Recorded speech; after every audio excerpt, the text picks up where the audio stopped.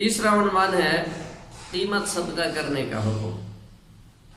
بعض لوگ کہتے ہیں کہ قربانی چلو نہیں دیتے، اس کی قیمت مسجد میں دے دیتے ہیں، مدرسے میں دے دیتے ہیں، کسی غریب کو دے دیتے ہیں، اس کا بھلا ہو جائے۔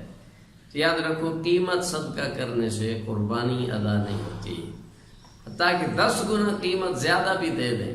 قربانی 20,000 کی آئے گی، آپ 2 لاکھ روپیہ قربانی کی نیت سے صدقہ کر دیں، قربانی ادا نہیں ہوگی۔ قربانی کے لیے تو ذبح، خون بہانا جانور کا، اس کا یہی طریقہ ہے۔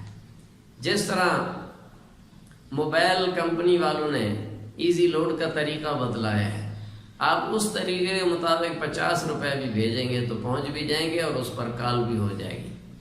کمپنی کے طریقے سے ہٹ کر آپ 10,000 کا بھی لوڈ ڈلوا لیں، ایک نمبر بھی گڑبڑ ہو جائے تو نہ تو آپ کا لوڈ پہنچے گا نہ کال ہو سکے گی۔ اسی طرح شریعت کی باتوں کو بھی من و عن تسلیم کرنا چاہیے، اس میں چون چراں اور اپنی عقلی دلیلیں نہیں ڈالنی چاہیے۔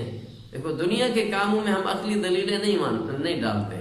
کمپنی، ادارہ، ڈاکٹر جو تجویز کر دیتا ہے، آنکھیں بند کر کے ہم اس کو تسلیم کرتے ہیں۔ جب بات شریعت کی آتی ہے تو عقل دوڑانے لگ جاتے ہیں، پوچھنے والا جو کوئی نہیں ہے۔ تو قربانی کا یہ قیمت صدقہ کرنے سے قربانی ادا نہیں ہوتی۔